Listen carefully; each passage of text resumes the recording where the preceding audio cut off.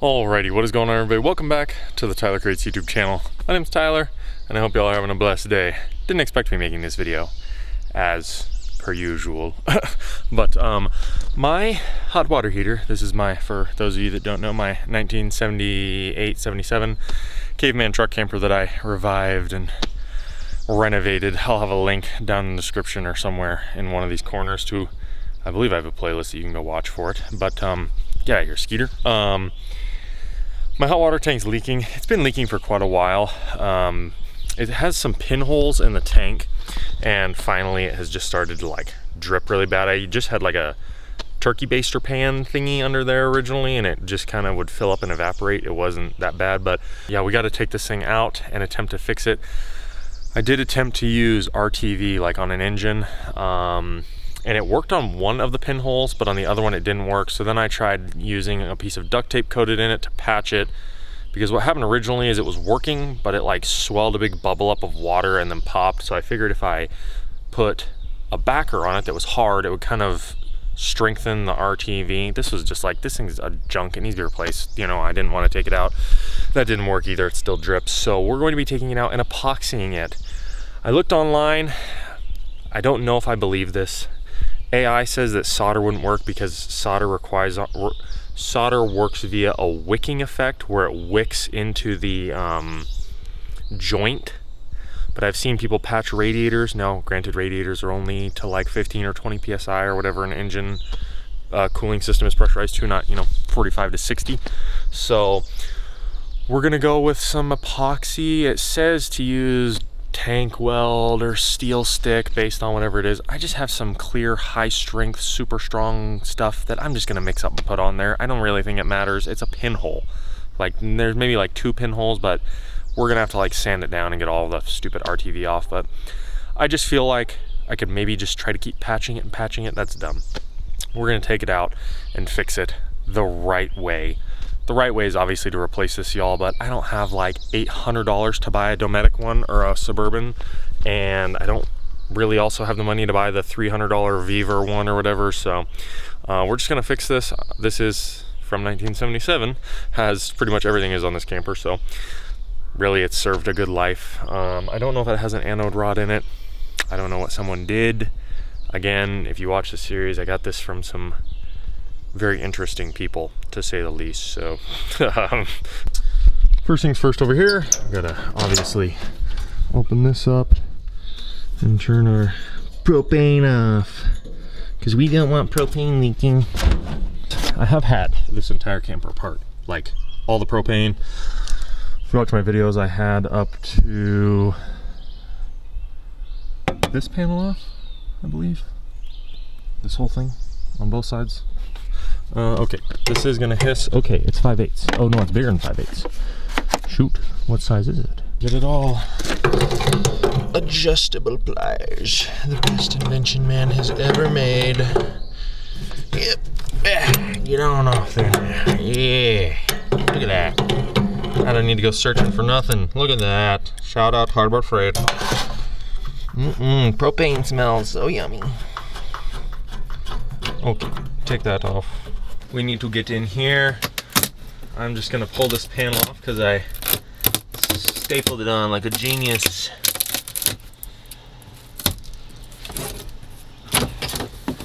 Look at that, ta-da! I'll just screw that back on. Wow, it's been a while since I've been in here, big chief. Yeah, it's all wet. As you can see, I gotta remove those 2 connections, so I'm gonna have to clip this off. Clip this off. I remember these were so hard to get on there. As you can see, I broke all the tabs off on the sides getting these on a very long time ago. Alrighty, y'all, hopefully this view works. I got you like stuffed in here like, I don't know what. I got these new crimpers from Harbor Freight a while back for doing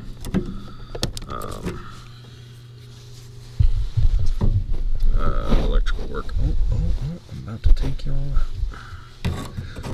The microphone is currently resting in a whole bunch of fiberglass. Oh, come on. dude. Come on, Armor Freight. Oh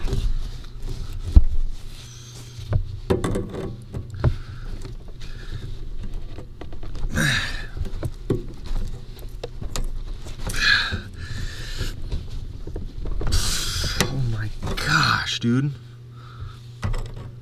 Well, it's definitely not doing anything now. Twist and pull. There we go. Look at that. Destruction. Don't get myself. Oh, that's a little. Come on now. You ain't no sissy boy. This shouldn't have any pressure behind it because both lines are open, so it's gonna be such a joy getting this off. Oh my. Kind of have ourselves a predicament here, ladies and gentlemen. This thing is still full of water. And it is leaking a lot of water out. Oh man. Mucho watero. Oh no, what do I do? Oh, you know what? I know what I'll do. How do I fix this?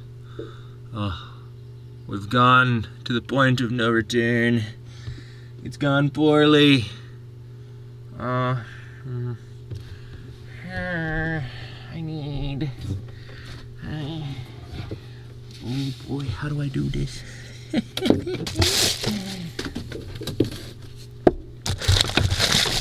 this out of here. Oh, there's literally like 6 gallons of water in this thing.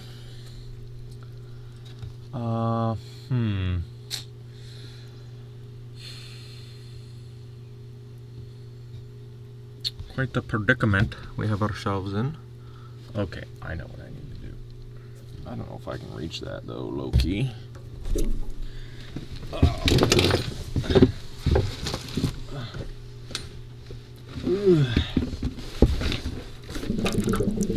Quick!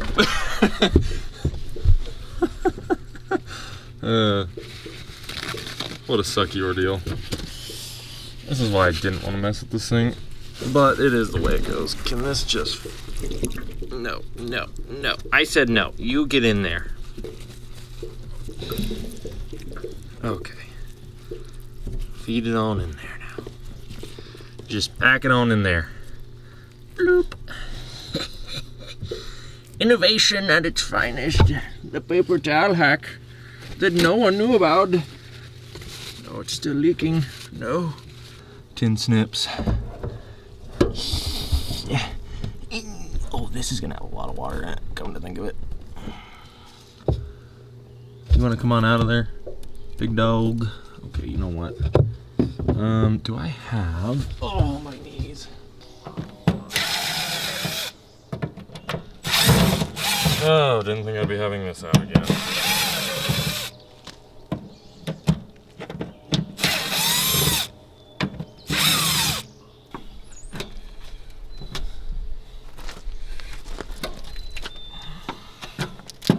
I can just get it broke free enough for me to get in there and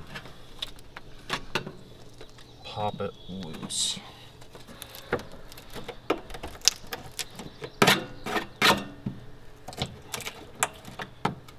Too many, probably. There we go.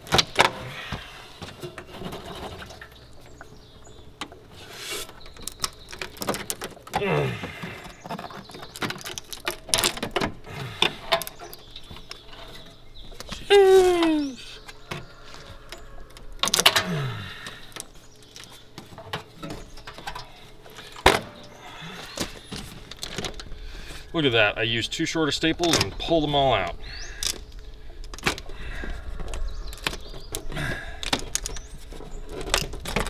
Young Tyler apparently didn't know at the time. What are you doing? What are we freaking what?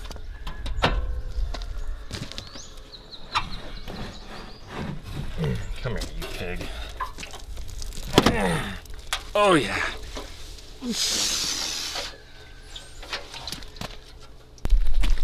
So something I find interesting is so knowing what I know now about how this is made. Oh, you know what? I'm dumb. I could have taken the front plug out. Something I would do though, if by chance you ever find yourself owning a camper or redoing a camper with PEX, tee in somewhere here with your lower PEX line and add a drain that comes out somewhere where you can like take a cap off or cut it or whatever, something to where you can take it out and drain this. I mean, technically you can drain it from the front. I didn't think of that. So, but here's the old camper. Everything looks pretty good. None of this actually looked like it's got wet, really. All looks in pretty good shape. So in there I know is this area, which never really got insulated, but like up there should be insulated. There's a black ball face hornet right there flying around. I hate those things. Get out of here. Get out of here. But yeah, I've had all this pipe off. Alrighty, so you can see my super jankiness here that completely delaminated. Shocker. Oh, I don't know if I'm gonna be able to get this. Oh, look at that. It comes off. I mean, it's pretty on there, but not really. Okay, I'm gonna clean all this off and I will get back to y'all. Yeah, this one didn't leak. So, but I'm still gonna fix it. Well, you know what? This is already from me. That must be tank weld. Okay, don't remember putting that on there. Alrighty, so the surfaces are sanded down here. I don't know why it's kind of acting like it's out of focus. There's that pinhole there. There's this one, this area, this. I'm gonna just solder that. That's the main one there, I think, and then that. So I just sanded it down with, at first I was hand sanding with these square pieces. They're 100, and then I grabbed my Milwaukee with like 150 or something on it. So shout out to me old pops, saving my day, saving me once again. I was going to use this solder, 6040. It's got lead in it, so lead would probably have leached through the pinhole and I would have been taking lead showers. No. But yeah, I went to Harbor Freight and got some silver solder. So $6 for this, but this is lead free, so it's like 4% silver something, I don't know. But he agreed with me that AI was full of absolute baloney and that epoxy is not near as good as solder, which I agree.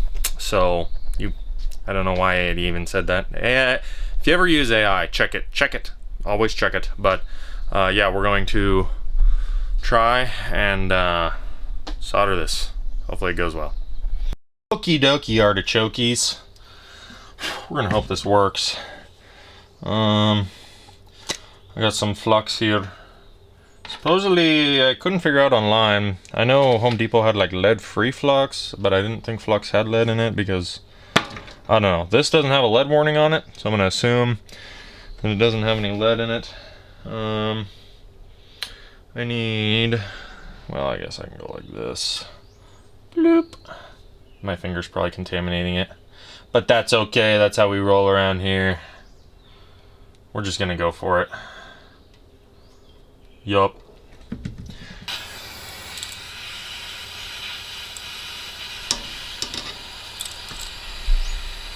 No, it's balling up. It's not what you want to see. That's not what you want to see. You don't want to see it balling up. Balling up means it very well might not work. Might be because it's not hot enough. Oh, this thing. Okay, so the solder didn't work. I think I have to have special solder to weld, or solder aluminum. Sucky, wasted $6, doesn't matter. We're using epoxy 5-minute JB Weld. Yeah, don't really want to, but I'm butthurt about it. I don't want to use epoxy. I hate epoxy, but alrighty, y'all. I just went ahead and threw this back in here. Cleaned this part, as much silicone off as I could. I didn't clean this. I kind of should have, but I just globbed this silicone on. I left the bottom open, so if any water gets in, it could maybe hopefully drain off the bottom. I kind of did that last time, and there really hasn't been any issues. As y'all saw, there really is no leaks or anything. So if there is any issues, I'll come back, disconnect it. I mean, I probably just won't even do that. It shouldn't need it. So technically, rainwater is not supposed to drain down this. It's supposed to go to the corners, and this has a low spot, so I have a I bent a little notch in it so it drains. The majority of water drains off that window, but reconnected that. Gotta stick that back in. I couldn't get it because it went over the top. Alrighty, y'all, so this has been an absolute disaster. Yesterday I didn't realize it, and the epoxy I was using with plastic weld, that failed on one of the holes. Then I tried steel stick. Steel stick didn't stick to the aluminum at all. I even heated up the tank and got the aluminum super hot. Didn't work. I also tried silicone. Silicone didn't work. So I went to Harbor Freight and got this alumaweld, and I got some MAP gas, and I've already done these 2 spots here. I've banged on them. They don't pop off, so it seems like the key with this is preparation. Make sure your surface is clean and get it really hot. Oh, suppose I could show you all what the hole turned into on this unit. It's no longer a pinhole, it's that. So for reference, there's my finger.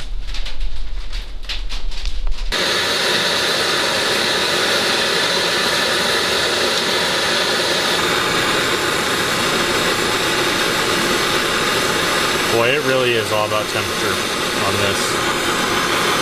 Okay, I think I'm gonna call that good. Wow, so the temperature, it's got to be like within 100 degrees. It works or it doesn't work. So, yeah, I mean, that's pretty impressive. I'm pretty impressed. I'm pretty impressed. Usually I'm not super impressed. I'm pretty impressed by that.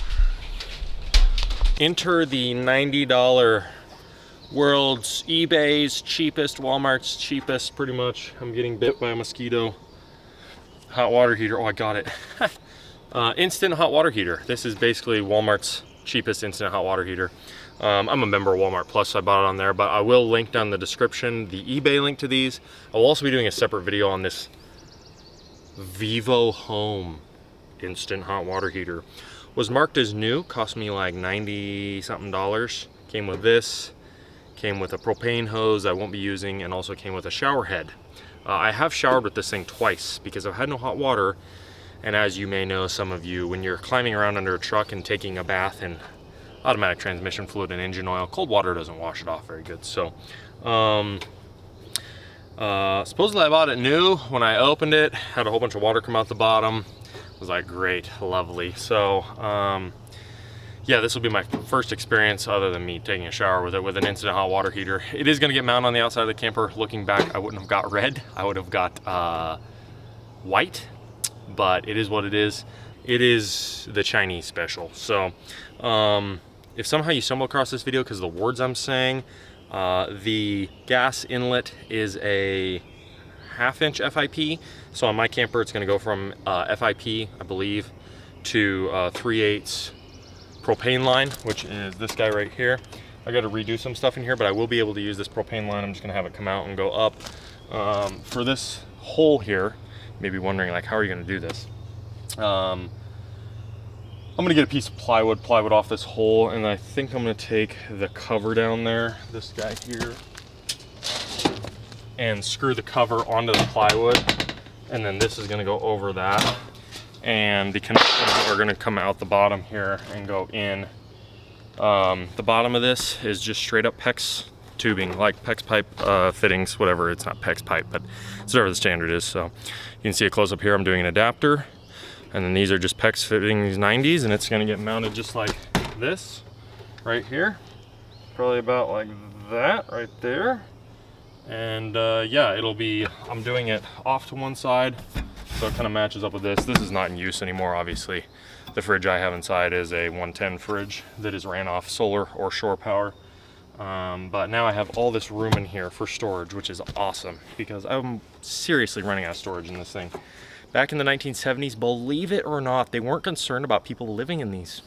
Wonder why? Because no one did. So my friend and I were messing with it, and we were like, why isn't this thing turning on? What's going on with this thing? Because it was late one evening and I wanted to take a shower. This was 2 nights ago, I think, or 3 nights ago. And he was messing with it, and I was looking online. It was like air pocket or something weird. Well, I was like, okay.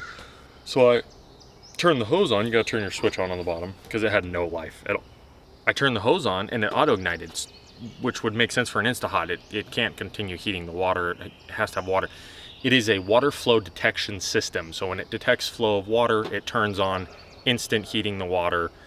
this is my first experience with these. Normally I'm used to a tank of holding water, which I don't know which one's more efficient. That is 8,800 BTUs an hour. We figured this supposedly at heat input 12 kilowatts. This is 40,000 BTUs an hour. I'm assuming on its winter mode. On its summer mode, it's probably half that. But you can see the way it works. This is genius, by the way. So you have your water in and out. You got all your baloney down here, all this nonsense. You got your adjustment here.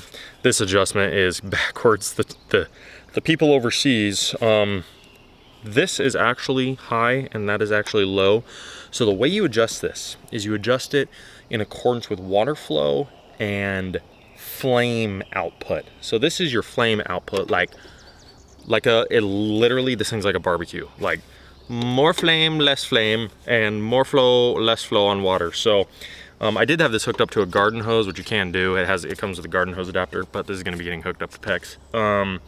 I was gonna put it inside the camper somehow and make a vent, but I couldn't do that because this has side vents. You can get nice ones that are like interior garage space. Hot water heaters are a lot more than $90, I can tell you that much. And then you have a giant radiator. It is literally a massive radiator. And right about down here is a whole burner system, and it turns on, and my friend and I got up to 140 degrees. So you definitely have to be careful. I took a shower at 90 something degrees. I can't remember what, but I'll probably, since it's summertime, have it on the summer flow. Also, it's dependent on how hot your water is already. The hose water that was coming out was freezing out of a well in the ground, so it was like cold water. But I'll be screwing this on, obviously, and it'll be mounting just like that. It's a little janky, but I do plan on outfitting the camper. Got some interesting stuff coming in the future, Lord willing. So the fittings are that style right there. They're just, you slide it over. Basically, it's a water version of these. Just got to make sure you slide your thing over and you're good to go. Yeah, so I'll just heat this and have it come down and in, or out technically, but yeah, it's dripping on 110. That's lovely. I had an issue here. I think I already said that in the video. I had to do a bunch of baloney.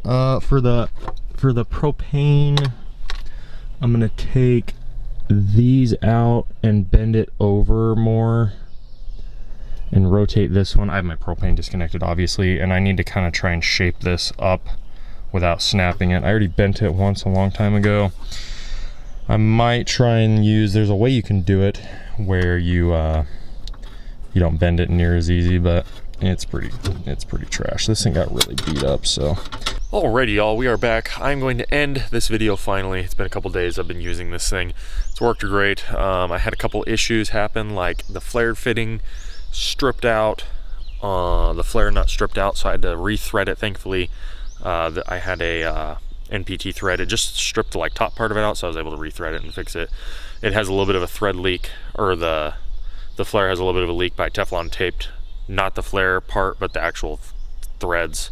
You're not supposed to put any Teflon tape on a flare. Obviously, it's supposed to self-seal, but it was just leaking out the threads a little bit, so I, very, very small. But it still is a propane leak, so I thread taped it and fixed it. I also just kind of halfway spray painted the thing down, but here it is. Right here, you can see that it is good to go under there. Got those crimped down there. Got that propane line's pretty screwed up, but yeah, this is your crimp fitting. So there's like Teflon tape up in here and that, and this is all tight, and secured it there, secured that, silicone that, and then secured this up here. I gotta figure out a way to secure this. I wish it had accurate mounting holes, because as you can see, it doesn't line up with those holes there. I'm assuming those might be pinch welds, but I don't know. I may just leave this off for the summer. It doesn't really matter that much, honestly. If it's raining sideways, it's not like that's going to do anything to protect it from I guess it will, maybe a teeny bit of rain, but yeah. Alrighty, y'all, I'm going to go inside and turn the water on. This thing is, I think I already said this, it's flow sensing, so when it senses water flow through the cold side, should turn on. I also have it on summer mode, or winter mode, because summer mode isn't quite hot enough. I'll probably switch it to summer mode, honestly, because I don't really need like super hot water. I don't know. I do like hot showers though.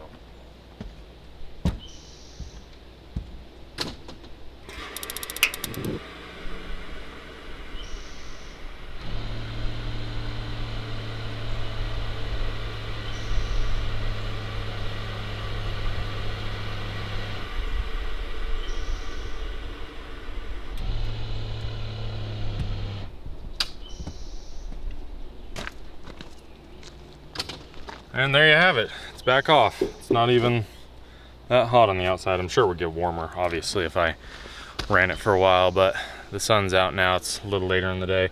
I'm gonna go ahead and end this video. I hope y'all have enjoyed this. I hope it was informative and just kind of fun for y'all to watch. I'm just basically gonna start recording just daily stuff now, almost vlog style content, but it'll be vlog style slash just kind of whatever I'm doing. I want to film whatever I'm got going on. So I will be doing a review down the road on this thing. I don't know, for 90 bucks, well, we'll say 100 bucks.